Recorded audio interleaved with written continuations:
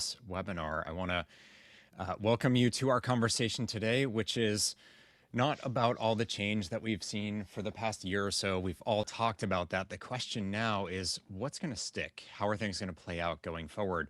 What customer behavior changes will stay with us in our industry, especially in the Canadian market, which is the context we're talking about today.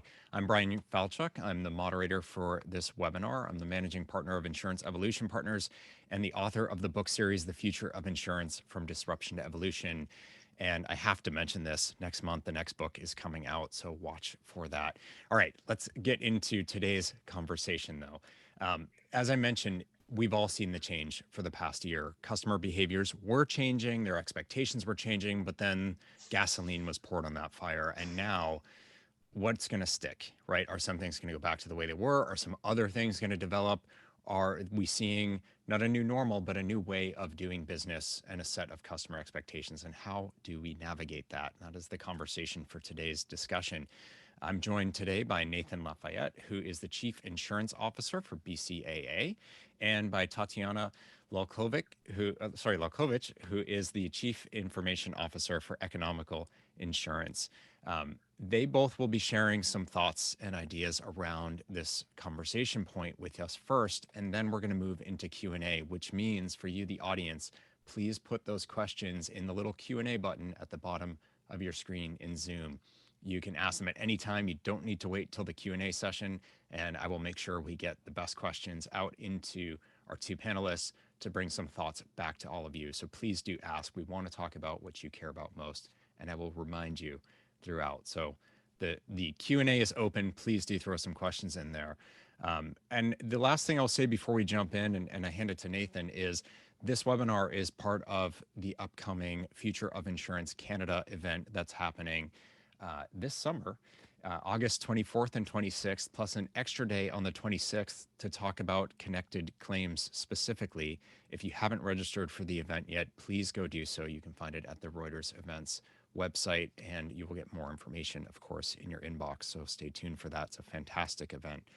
With that, Nathan, I want to hand it to you to open up some thoughts and share some ideas about, what are the changes going on and that we think will stick in shifting customer behaviors and expectations in the industry.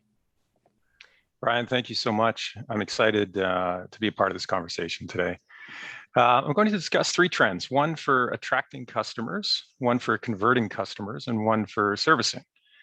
And I'll start with something that we've tried to do at BCAA, and one of the, those casual conversations, that unstructured meeting time, the meetings in the hallways or in the cafeteria. We've kind of felt the pain of missing that in our day-to-day lives, and we've tried to figure out ways to recreate that. And we've tried something we call it Best Guess Club. It's kind of a what the what, where you see something and it makes you scratch your head and you wonder what the impact might be on the business. So every so often we get together in a casual kind of Zoom Teams chat and just unstructured, just talk about something. We have one coming up. So we've tackled Internet of Things. We've looked at telematics. We have one coming up, and it's something actually that hit my feed. And it was a tug of war on my YouTube channel that it was a Tesla versus a Mercedes G-Wagon. And it caught my attention, not just because I was curious which vehicle was going to be triumphant, but at the beginning, you've got four YouTubers talking for about 90 seconds about debt consolidation services.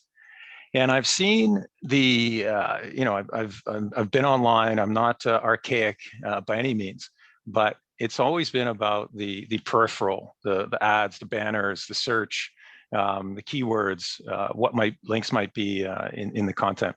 But this was an absolute embedded endorsement of debt consolidation services right before these four guys hooked up a tow rope and put the Tesla against the G-Wagon. And I think it embodied this trend that is people are watching less traditional television and more broadly traditional media outlets. And they're consuming, it's not like they're consuming less content, they're just consuming it so differently. I'm from that generation where the television was the center of the household. I'm old enough that I was the youngest in the family turning the channel at the TV because I predate remote control. And now that's not the case. So the trend is, how do you insert yourself as a company into the equation where the eyeballs are. And companies that learn how to do this are going to be incredibly successful. And I'm not sure that the debt consolidation offer was polished and exactly as it needed to be, but I had so much respect for the company because they're trying it. And I think that's the difficult part as we look at these trends. This is one that we absolutely think is going to last. But how do you insert yourself? How do you experiment? How do you play around, if you will, with new ideas? And it all comes back to the budget process. So many things do. I don't think it's fair to put it on the marketing department. I think that systemically, companies need to rethink how they allocate funds for experimentation. And this one caught our attention. We're actually, the session's coming up later this week. We're going to talk through it and answer the question, what does it mean for us? And it certainly caught my attention. Our household, I think about it personally, a lot has changed for me. Fortnite was not on my radar before the pandemic, and Instagram, I didn't have an Instagram account. And within a few months of the pandemic starting, I had attended a concert, a Travis Scott concert in Fortnite, and bought a pair of pants on Instagram. Two things that I didn't think I'd be doing anytime soon. So definitely a case of accelerated trend. But agility and flexibility, that's what's going to matter for companies. And I think that is manufactured systemically through the budget process. And I think if you go about it in a thoughtful way, you can get ahead. So that's certainly an interesting trend. I think a second one has to do with conversion. And the shift to digital is happening. That's everybody is aware of that. Complex products. We like to think that the insurance industry has complex products, and that has been a little slower. This is something that I absolutely had wrong, and it's the human-centered design process has shined a light on this for us. It's shined a light for others, and that is that people want to they want to nudge, they want to feel good about what they're buying. And John Mullane, a gentleman I work with, he summed it up better than anybody I think has, and that is that people want to feel in control. They don't want to be controlled. And my original, going back a number of years now, but my thought on digital was that fewer questions, fewer clicks, fewer screens, fewer fields, the less content, the better, and to keep it simple. And complex products, certainly consumers that are investigating complex products, they want to feel confident that they're making the right decision. And if you look at a grocery store example, one of the oldest businesses out there, but it's interesting to learn from, because if you want to run in and grab milk, that's a simple product. You run in, they've got the quick checkout stations, and you scan it and you're gone, and it's a great customer experience. And I think what insurance industry in general has mimicked, if you look at the grocery stores, they've put the people at checkout. And customers they're either following that simple product and simplifying people's lives into three buckets. Say, I'm a single person, I'm the household is a couple, or the household has a family. And they're kind of pre-building the cart, and you make it, you're kind of controlled in the environment, and you go down a path, and it's designed to be easy, but it's not always simple and trusted. And having the people at checkout is an interesting concept versus moving them into the aisles, where people, if you look at it the other way and put the people in the aisles and say, we want to be where the questions are real time, serve the customer when they want, how they want, where they want. And I think the grocery store example is pretty interesting, because I had this wrong. We're certainly looking at our digital paths.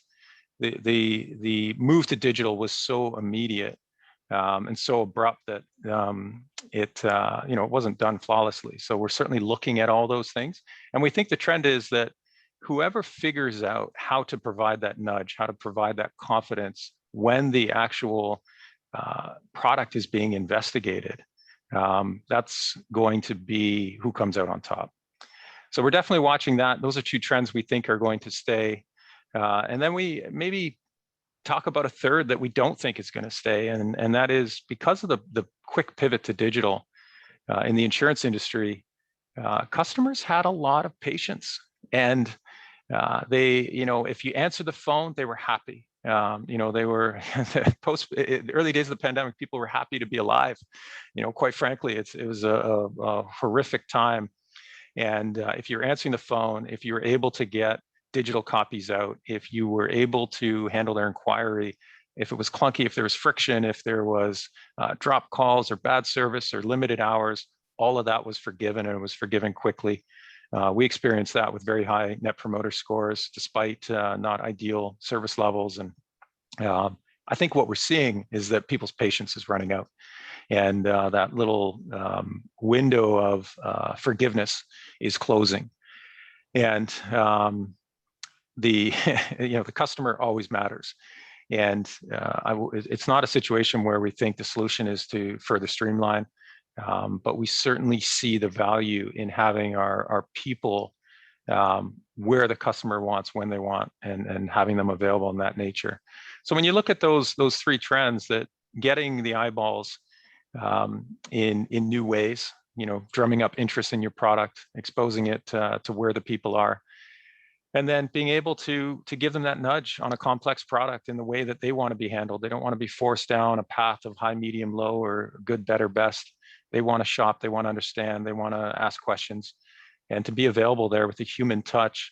That's what we think is going to be the long-standing solution. And the mystery is how to figure it all out and put it together. So maybe on that note, Brian, I'll stop there and pass it back to you. Yeah, no, that's those are great points, and I have to say, I think you hooked all of us with that initial story. Although I thought debt consolidation was going to be from paying for the Mercedes and the Tesla. And I'm like, well, that's about $250,000-$300,000 worth of Yeah. cars, so that could be why. No, that's fantastic, and I think you're spot on. Like early days in the pandemic, that customer service call that you weren't sure if they were going to pick up the line, right? You didn't know if they were operating or not. That was like your outside human interaction, and we're all humans and we're all going through this together. And there was this sort of a space given to people to take longer, to be clunkier, and it was just the fact that you were there mattered so much. And yeah, I think that initial feeling has worn off, and when things are more back in the swing of things as they used to be, or whatever new version of that, I think you're right. The patience and the appreciation of that little bit of human interaction will probably not last. So I think that's a fair one. And I was also the remote control in my family growing up, so that resonated as well. I know it's totally an aside. Tatjana, I'm curious if you were also the remote control, but more importantly, I'd love to hear your thoughts from Economical's perspective and your role as CIO around the changes that, a lot of the conversations on digital and the digital customer experience and all that. And once we can be in person, does that go away or not? So I imagine you're really living in the crux of this moment right now, especially. I'd love to hear your thoughts. And I should say, sorry, before you do, already great questions coming in. Some going into the chat, so make sure you put them in Q&A. But I'm excited to hear the rest of the questions that are sparked by your thoughts, Tatjana. So please. That's great. Good morning, everyone, and thank you, Brian. Really pleased to be here. So I was also remote control, and that very much resonated with me for sure. Just thinking about implications of COVID right now from the customer perspective. I think, what we are seeing, especially I would say in the insurance industry, I mean, acceleration of digitization is becoming more and more prominent. And it's because I truly believe people are getting and adopting digital technologies much faster. I mean, you think about, now even to order food, everyone is doing it in the same way, ordering online. And some people were not as open to that. So definitely accelerating, and the need to self-serve for simple interactions is becoming more and more prominent, and then leaving the space for more high quality conversation in different formats is what I would expect to happen. The other thing that I'm finding in general, people are expecting more meaningful interactions. I find COVID allowed all of us or made us all reflect I'm seeing that in the workforce, reflecting on their jobs and focusing on rethinking their careers and finding work that is more meaningful and more impactful. And I think it's going to reflect on our customers as well. So the interactions that they have, and it's similar to what you were saying, Nathan, the expectation is going to be, the patients are not going to be there for, simple interactions that should be automated, smooth and seamless. And the focus on more quality conversation is going to really ramp up, I believe. And we're seeing that even now.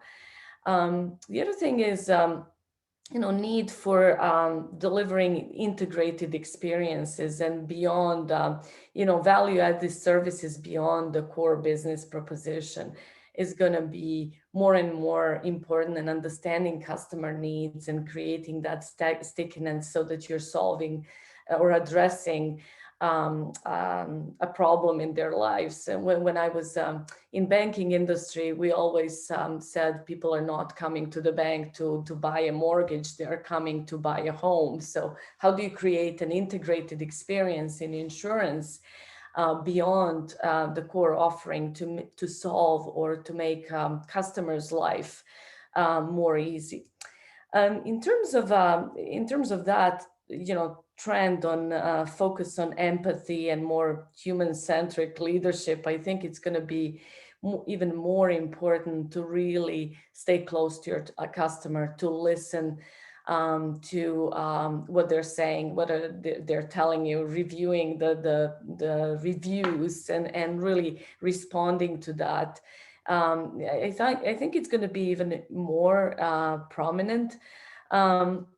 But even through the broker channel, like really, if, running technology, in my past roles, I would tend to send my teams on the front line to sit with people that serve the customers and really understand how, when they build their technology, how they build it with empathy and true understanding, which problem are they trying to solve, and not do technology for technology. I truly believe that is going to be even more important in today's, or after the pandemic and today. I think one thing that is not going to go away is the heightened cyber information security focus with all the threat environment that we are seeing today. I think that heightened focus on that is going to stay, and we're going to see more and more need to really figure out the way to be creative and protect ourselves. And then one comment, and one comment that I wanted to share relative to one of the topics that Brian, you posted was around customer-driven resilience. I really like that, keeping up with the changes. And as a technologist and a person in digital, what I think about is, as much as it's important, as I mentioned earlier, to keep the ear to the ground, really understand customer expectations, agility to change is not going to be driven only about, adopting to every new technology. It's how you deliver those technologies. Are you architecting your solutions and ways of working in such way that you can pivot and move with agility? Leveraging all the good things like cloud and automation and platform consolidation and simplified technology, integration patterns. It's going to be very important, because the way you won't be able to understand and predict all the changes, both on technology and how they're going to drive different customer expectations.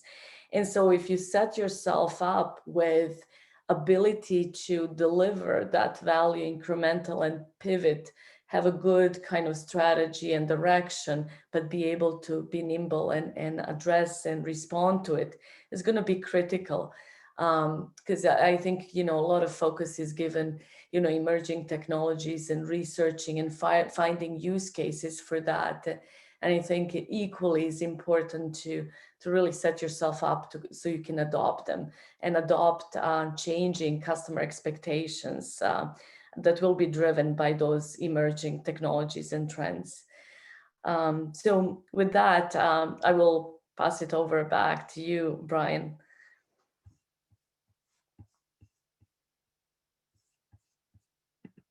Oh. It would help if I wasn't on mute. Great points. I think you're spot on about the cyber threat. And look, that's become that's one of like the 3 front page news things that always seems to be jockeying for the most attention is the next big hack that's gone on, or state actor or questionably state actor, whatever it is. And if everybody's digital, from young children through to grandparents and great grandparents, this is hitting everyone. So I don't see that changing at all. So I think you're spot on about that. And I love that point that it's not just about the adoption or deployment of something, it's how you did it. What agility did you bring in? What flexibility did you build? Because of course, what we're deploying right now is not the last and final way that something is going to exist in the marketplace or customers are going to want it. So are you just blocking yourself from being able to change with the next wave of expectations or tools or what have you that comes out? So brilliant points. We do have some questions flowing in, which is great to see. And I expect we'll have a lot more because we still have a lot of people on the line. And these were brilliant points that I'm sure are going to spark some more thoughts. So to the audience, please do hit that Q&A button and pop your questions in there. There's quite a few that are maybe very specific to things I'm not sure if the two of you would have a perspective on, but I'm curious to hear, and I think it sparks a bigger conversation. So I'm going to ask them anyway, but feel free to run with this if there's a slightly different take from your perspective. The first one is, Nathan, I think it's probably sparked by your tug of war video, which I thought was a figurative term, but you meant it literally, that it was 2 cars doing a tug of war. It was around the changing trends and the online presence that's becoming more and more mainstream. And the question was whether these online celebrities will reach a younger audience. Maybe the spin on this for us on the carrier side in the insurance market is this relevant for us? There's this guy in Germany, Dr. Robin Kira, who's big on using TikTok in insurance, and he's done a very good job building his brand there. But he's calling out the insurance industry. You need to embrace this, and this is where the consumers are. What Nathan, I'd open with you because of your pant buying foray on Instagram. But do we see these other forms of digital presence, social media, as being valid places or necessary places for the insurance industry to engage with consumers? Or does it feel like, look, that's for a different kind of conversation and we shouldn't be a part of that? What's your take or BCAA's take on, the sort of the new media and how we should be thinking about engaging? Yeah, I can certainly give you my personal take on it. I think it's incredibly relevant. And I will, spoiler alert, the G-Wagon won the first tug of war, and then the Tesla came back to win the next 2. But it had a week into circulation, it had 1 million views. Yeah. And you think of other things you can do to get 1 million views. There's, you have to be good to get 1 million views with that kind of spend that quickly. And I think it's incredibly relevant. I think that it's for me, the wake-up call was that it's okay to test. It didn't feel genuine. It didn't feel like as polished as I think that you'd want it to feel, but they were there. They were making their case. It seemed completely ludicrous that these 4 YouTubers were explaining debt consolidation services, but you could tell that the thought went into it, and you can tell that the next one's going to be better. The next one's going to be better, and then they're going to nail it. And the fact that they're testing and trying that out it was a wake-up call for me personally, because I think it's going to be incredibly relevant. And it's TikTok, it's YouTube, it's everything and anything where the eyeballs have gone. Because I would hate to be in network television right now. I would hate to be in the cable industry as it has been historically. And even those businesses, the ones that are serious about their future, they're pivoting and expanding and doing new things. So they will figure out how to get the viewers, and it's up to the insurance industry how to figure out how to convert the viewers. Yeah, but I think back to that point you made in your intro comments, and you hit on here, that willingness to experiment and to test and see. I mean, Tatjana, it kind of latches onto your point. Like, you have to do things flexibly so you can adjust. And we don't know what the final answer is. But we also can't just sit out from the game and never play and figure it out, or we will wake up totally irrelevant at some point. Yeah, Tatjana, I'm curious about your take on this. Well, and that's just it, that's how you learn about what your customer needs, and respond by gauging the viewership, or getting through other social media, getting feedback, trying something and getting that response and adjusting that. So I think I think any industry today, and insurance as well, needs to figure out how to meet the customers where the customer are and the way they want to interact with you, and learn from that, and adjust to that. So we're spending a lot of time, on a kind of omni-channel. What does that look like for the customer? How to smoothly allow them to transition to channel of interaction. And it's going to be critical to, again, going back to customers' expectations, and patience not being as much there, and if the rest of the other industries are providing that experience, they're going to expect that from insurance as well. I'm curious if the industry is thinking about this from a transaction standpoint or just a marketing. So not just marketing. Marketing is very important, but is it only about the brand and the engagement, or is it moving to shopping, like buying pants or whatever other product, or something much more immersive, like attending a concert? Is there something beyond just we're inserting an ad, whether it's the influencer reading copy or our own ad copy running? Is the industry in Canada thinking about this from an actual transaction? Is this another platform that we want to transact on?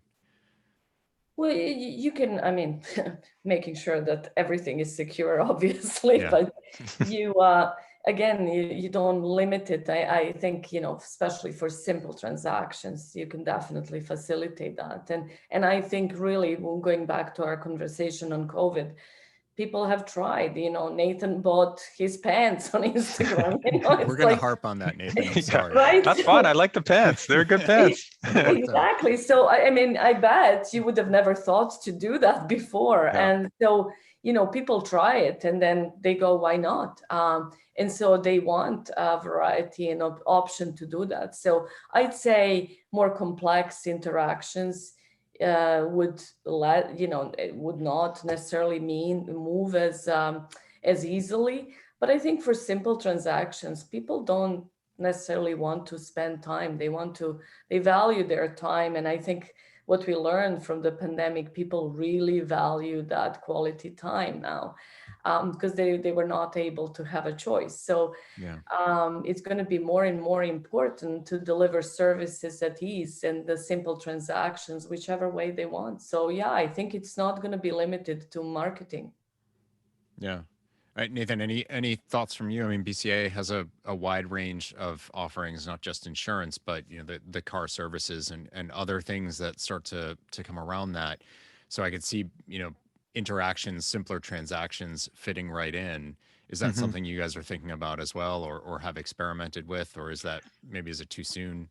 I think big picture, the answer is that the experimentation is about figuring out how to make it a transaction platform, how to be visible and then convert. And I don't know that that's going to happen on day one, but certainly there needs to be a call to action and then a way to investigate and commit.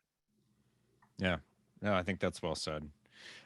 We have an interesting and very specific question. It's interesting to me because I was in specialty lines for a while, and this is asking about D&O and employment practices liability. So my guess is this is probably too specific for the two of you, but I think it hits at a bigger issue. Business interruption came up suddenly as something that the average person, the average business suddenly realized was a thing, and whether they'd get coverage or not if, through a government lockdown, they were forced to close their business, and would they survive? This was a very much front and center question for several months, especially early on, in different markets in the world. It led to lawsuits. I mean, this became pretty heated. The question here is about vaccination, and if vaccines are forced on employees or people can't come back to work without them, does that then raise other kinds of D&O or employment practices liability issues? Is it insurable, et cetera? So very complex and risk specific question. But I think the nature of risk changing and the kinds of things that are on people's minds is really what this is getting to. Tatjana, you mentioned on the cyber side that that's now much more front and center and not likely to change. Do you see that the pandemic has brought a different set of risk awareness to the table, and maybe perhaps a need to rethink some of the products to realize, are we covering what people suddenly are aware of, mattering to them? I probably focus more on the cyber and technology. I definitely raised the spotlight on some of the, digital interactions that were not as digital anymore. And then what are your, how well are the protected your partners that you are connected with? Because you can protect your and have a, certain risk posture, but then you integrate in insurance to so many third parties. So the risk appetite around that and tightening that security became a lot more prominent. And we spend a lot more time saying, well, how well are our partners protected and how are they thinking about that? So it definitely broadened the specter of risk.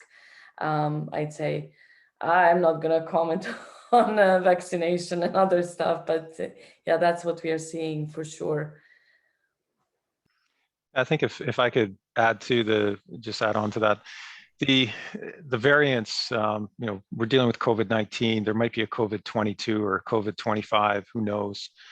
I think that one of the things that I'm watching, quite frankly, and I'm interested in is Aviva has taken public positions, been very thoughtful around return to work, what a post-pandemic work environment looks like, what fairness looks like. I think if you do a quick search on some of the recent articles that they've been a part of, you'll kind of see the big issues, and it's not an easy one. I think the litigation around the pandemic that's anyone's guess as to how all that's going to go. But I think the bigger issue is communicable disease exclusions. As the aggregate risk has been realized in the reinsurance markets, every reinsurer is introducing or trying to introduce communicable disease clauses into their wording. That filters down into the policy wording for individual, whether it's a business or individual people.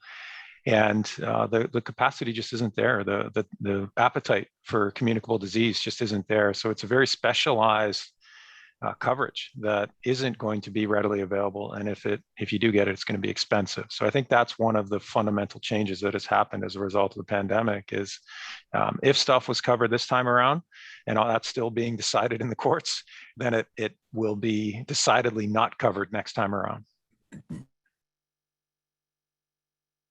I think that's definitely a fair point, and it's a live one right now. That if anyone thinks this is the last time we're going to deal with something like this in human history, well, every 100 years so far we've had to deal with something, so it's not going to be the end of it. We do need to think about this. Shifting gears a bit, there's an interesting question on the big guy, little guy, or incumbent startup kind of partnerships and collaborations that you're starting to see more of. I wonder if we can get some conversation around bringing together the incumbent industry and the startup industry. And maybe that's, a startup MGA carrier, et cetera, or maybe that's a solution provider where, historically we wouldn't have worked with an 18-month-old company that has no customers, or maybe one or two, or not in our context. Is that an engine for innovation and change amongst the incumbents? Is the attitude shifting there? I'd love to hear some thoughts. And Tatjana, I imagine this is something you've been living front and center for a while now. Yeah, no, that's a great question, great point. I think that is definitely a great way to innovate because you going back to my point of delivering more integrated experiences beyond your core offering. And so how do you partner and create those broader offering to the customer? And you can't build everything yourself. So partnering with someone who can add that to your offering and differentiate through that is I think it's going to be very much something that you would want to do. Going back to that customer resilience, right? How do you respond? So what that can be and would be one of your tools in your toolkit to respond with agility and have a good partner ecosystem where you can deliver new capabilities with speed through partnerships. Yeah, Nathan, thoughts from your perspective? I mean, you guys have partnerships as a core piece of how you deliver your service to begin with. So I imagine it's similar for you, but are you guys thinking about the newcomers, the new players, the startups in the same sort of way that that's a strong source of collaboration and innovation? Yeah, we love that idea. Small companies have agility; they learn quickly out of the need to survive. And it's you asked about a company that has solved a problem but doesn't have a large customer base. That's an ideal acquisition target, and we're certainly thinking through that process.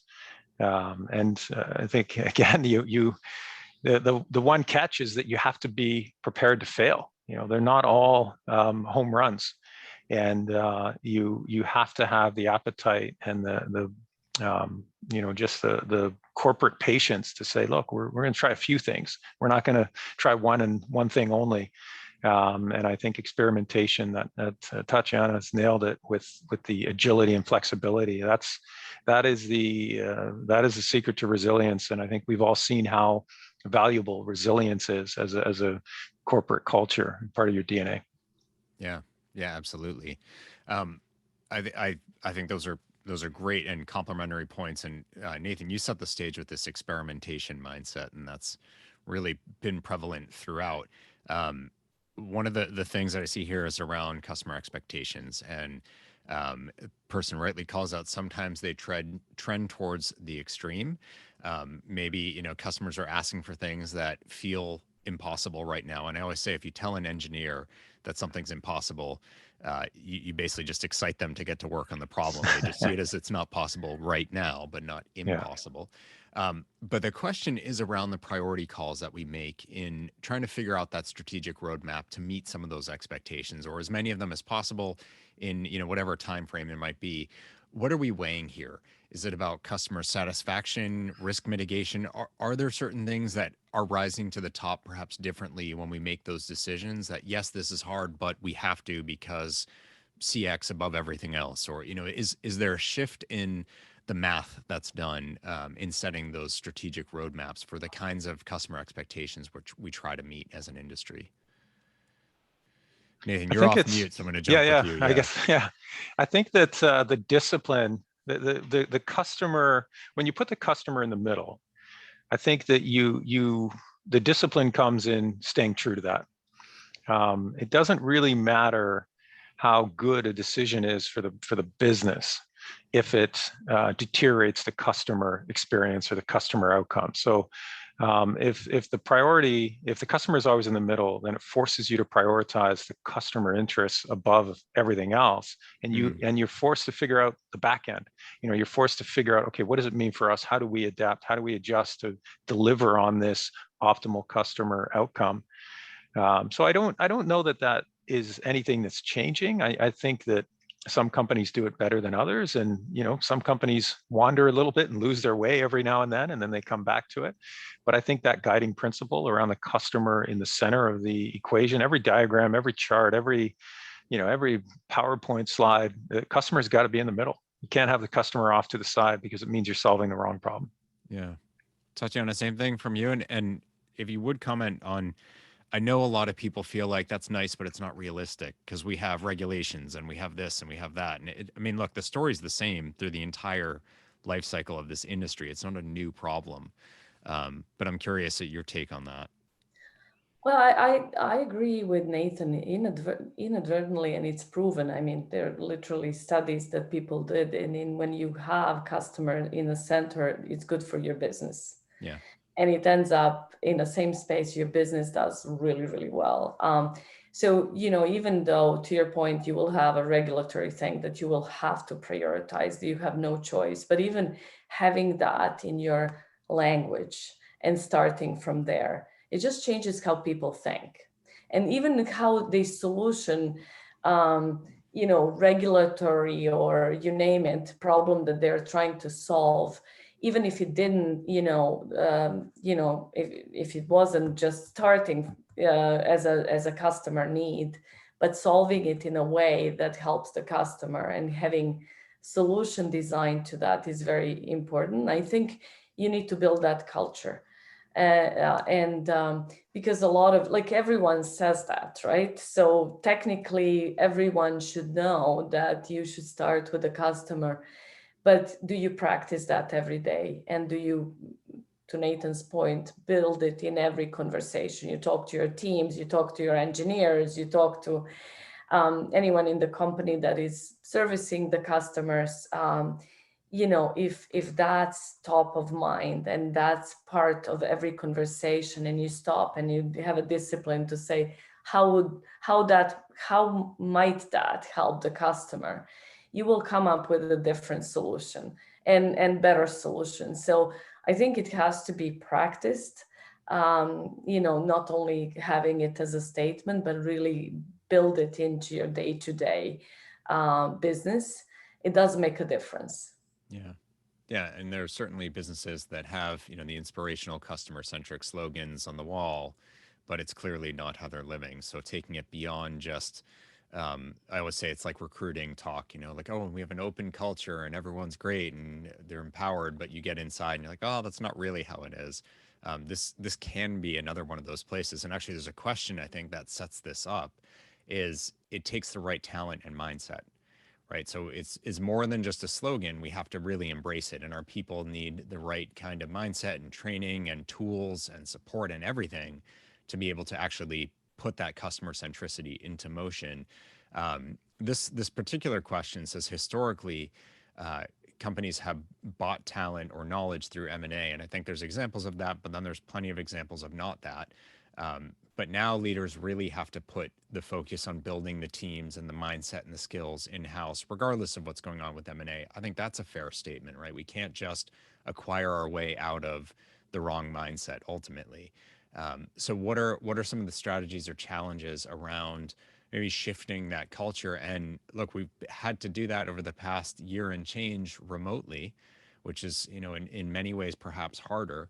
And for a lot of companies, they're not going back full time with everyone the way that they were before. They're rethinking their office space. So how do we think about the culture side and the employee side to deliver on that customer centricity and responsiveness and willingness to experiment, all the stuff that we're talking about here today? Nathan, I'll open with you. And I know for everyone listening, this is something we're all facing right now and we're all wondering about. And I think in the back of our minds, we're sort of like, oh, it'll be okay. And we have no idea how we're actually going to do this, but we have to. So no pressure on the two of you, but I know this is an important one because we're all living with it. Yeah, this is the question of the year, right? Is how do you culture changes over time. Culture exists whether you like it or not. So you have to consciously shape your culture, and that we're used to doing that in person with a home office with locations. It's part of the experience of going to work. And that experience is so different now. And I know we're maybe wandering a little bit off of the original topic of the webinar, but it's on everyone's mind. I wish I had a compact, succinct answer for you, but I don't. I think you have to be thoughtful around everything that you're doing now in a way that maybe you didn't earlier. Flexibility around time of work, understanding and empathy around people's situations in their homes. Are they in a 400 square foot apartment or a 4,000 square foot house where they have quiet workspace? You just don't know what's going on in other people's lives. And it's a tough one. I wish I had an answer. I don't. So maybe I'll pass it to Tatjana. Well, you did hit on empathy, and Tatjana, that's something you mentioned as well. And I think maybe that's a strong starting point. Yeah, Tatjana, I'm curious your take on this because I do think you set up a lot of the kind of culture and people points that's what actually sparked this question was as you were saying something about that. I saw the question come in. There is a lot of discussion right now in the media about the human-centric leadership, and that's going to matter more after this. And so I think, developing that empathy and tolerance with your teams is going to be absolutely important to get their commitment and excitement to be part of your journey. And also, onboarding experiences, how do you become creative and do it in a way that makes the person feel integrated into the organization without actually meeting any of people in person. And so, really a lot of creative ways that we are trying to do. The other thing is, solving for the whole meeting, fatigue, and how do you do that? We're talking about like really introducing the parts of the day that are meeting free and as much as possible so that people can actually focus on their work and have some time to actually think through. We all know that everything that could have been a water cooler conversation is now a meeting, and so people are getting really, really tired. And so recognizing that fatigue, acknowledging that, supporting people, but also, hiring for the right attitude and culture all the time. Because as Nathan said, you build that, but you also have to make sure, even, through acquisitions or through hiring, that you build for or hire for that culture so that you don't erode it. But I would also add to your point earlier, Brian, saying how you're human-centric or you have a great open environment, intolerant. I think honesty, transparency, and authenticity is becoming more and more important. So really following through what principles you're going to adopt and you can afford to adopt in terms of your tolerance to employees, but then sticking to that and being really authentic about it. I think that's a very critical point. You also mentioned remote work and how we are integrating back. I think, it depends on a role, but I think there will be the form of a hybrid because people still will need to get together to collaborate in person. And, just even presenting sometimes and having conversations, being able to see people's faces and how they respond and what resonates. So for some, more complex conversations, more important conversations, I think that's not going to go away. And it's going to become still stay to be very, very important. Yeah. Nathan, I saw you come off mute for a minute, so I didn't want to jump to the next question if you had something to add, but if not, I'm happy to move ahead. Tatjana nailed it. Okay. Nothing to add. So, I mean, that's the thing. I think we could have one question and just keep riffing on it because there is actually quite a bit to say about this stuff. So there's an interesting question on, Tatjana, your point about architecting your solution so you can pivot easily. And I think what this person is getting at is, does that lead to maybe a bit of whipsawing? So then, you keep changing things and trying around, and what's the impact on the customers? Are there things you can do to be careful of that, where we don't end up with shiny object syndrome, where we're constantly like, ooh, let's do this instead? And maybe our customers become victims of that inconsistency. Yeah, no, and just to clarify my point there, you still have to have a strategy and roadmap and direction. We are spending a lot of time figuring out, you talked about prioritization and what's the optimal way to prioritize. And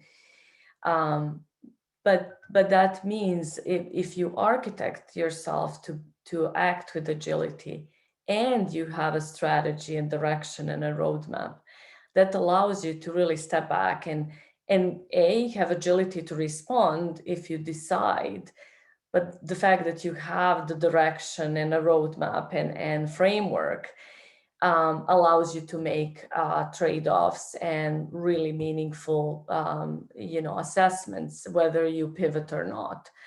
But architecture for flexibility, is exactly preventing you from creating a mess, and that gets you in trouble later. So that's why that's the non-compromising piece, where people sometimes rush to get something done and they compromise on those principles, and then next thing you know, you add to that and you add to that, and it becomes so complex that you are not able to respond. That's what I was referring to. I think you still have to have a direction, but having a direction, so you can stare down what are the trade-offs, and rather than just pivoting without understanding of the implications of the change that you're making, it would get you in trouble. But otherwise you still have to architect to respond. It's just the age of the speed of technology and how it's changing and how it's shaping the expectations. If you don't architect for that and you're not able to respond, whether you choose or not, it is definitely set people back. Yeah. No, I agree. And Nathan, I'm wondering if this maybe touches on that experimentation point that you were talking about, and also that customer at the center. Maybe it's the two of those combined. Is that how you navigate this? Yeah, I think that a lot of what we've discussed is coming together with this last question. And strategically, I feel it's important for leadership to say what is going to happen. What are we going to do? And communicate it, repeat it, make sure the entire organization is clear on what is intended. I think the empowerment for the people making the decisions, the people who operate the business on a day-to-day basis and are on the front line, that's the how. And that's where I think the flexibility comes in, and possibly even the experimentation. But when you allow good people to do their job with the empowerment on how it's going to get done, it usually gets done well and it gets done quickly. And as long as you're aligned on the what, then the how. It matters, but there can be flexibility, and it's not that you chase kind of shiny things on the how. What you're doing is figuring out the optimal way to execute on what is the strategic goal, and I think that's where it all. I think that's where great organizations execute on strategies that the secret isn't in the strategy. The secret is in the execution, and that's how good organizations separate themselves from average organizations. Is in the how. Oh, it's really well said. So we do have a couple of minutes left. So there's another question I'd love to hit on, and this is one that that I've tried to tackle myself several times over. Is this person's talking about the good old fashioned tire kick that you would do on a product is a lot harder to do when we're all doing things remotely and digitally. And so their position is the older brands that are more established have a leg up because they can play on that reputation, that established position. When you as a consumer, you can't go try things, you can't get as involved before your purchase, perhaps, as you might have done in the past. And so the new players or the smaller or younger players may be disadvantaged because they don't have, they can't say, well, we've done this the right way for 150 years or whatever the time is, and you can trust us. I would say, I'm not sure about that, right? Maybe you can do more research on a more modern brand because there's more of a digital footprint. And so you can do that remote research that you couldn't have done with someone who's less digital or less online. I don't know. I'm curious if you see this kind of buying situation leads more to an incumbent or a startup being successful, or one is hampered in a way the other isn't, or is it that, look, we all face challenges, there is no one side to this? I'm curious what your takes are on this. Tatjana, if I could start with you. I think you're right. I mean, everyone has challenges. It is how the small player adopts. They won't have 150 your history, but they will have ability to prove maybe faster the outcome. And if for people that have maybe brand and size and history, need to learn from the smaller players that have agility and simpler architectures that will allow them to pivot. And so I think the right way is to continue learning from what the others are doing and that what's working, and trying to adjust to that as much as possible, and understand what fits your business model and what works for you. Yeah. At the end of the day, responding to your customer the way you're set, but learning and adopting new ways is. So I don't know that it's absolute advantage or absolute disadvantage. Yeah. Either way you go. I totally agree. And I do wonder if it's about which customer you're talking about, right? Different people will want different things. And so, Nathan, it's like you said, there's the different personas in the supermarket that they're selling to. Maybe it's even more nuanced than just those three. But some people will want, I know this name, they've been around forever. And others will say, well, I know that name and that's not doing what I want it to do. So let me go with this newer challenger brand because they seem to get what I care about, right? Different people have different preferences. Is that how you see it, or is there something Yeah, else going on? I kind of butchered my supermarket example earlier, so maybe I get a second chance at it here. When I may have Uh, retold it wrong, so you could have gotten it right. no, that's fine. It's um, I don't think it's an old company, new company split. I think it's who's committed to being there when the person is actually kicking the tire. I know that's the expression is kicking the tires. We're at a roadside, we're 100 years plus rooted in roadside assistance. So, Yeah. it's a good analogy for an automobile association.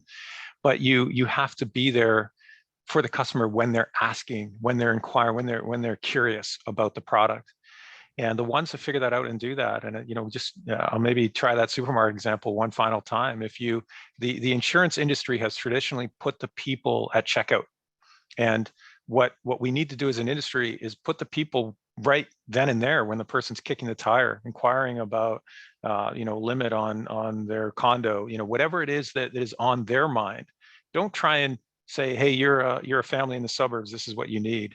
Say, welcome, look around, explore, kick tires, and we're here for you if you have questions. Because once they've made their purchase decision, they just need that little comforting nudge to say, you know what, you've understood everything correctly and you're good to go. Or, you might want to think about this. Let them think about it, then they go pay. And if you're waiting till that final stage to insert yourself and put your people into the equation, it's too late, because they've either committed to the wrong thing or they dropped off and left and couldn't figure it out. So you need to be there when they're literally kicking the tires. Yeah. Yeah. I suppose the only people who make it to checkout are the ones who will have no meaningful feedback for you about why people aren't buying, Yeah. right? You can't look at all the denials or declines that didn't end up getting your policy, or people who exited your sales funnel partway through, Yeah. and say, oh, well, everyone loves what we're doing. It's like, yeah, because the people who didn't stick around. They So went you're not somewhere else. learning from that. Right. Yeah. Well, I think that was a good bring back to the analogy. I think you did it justice.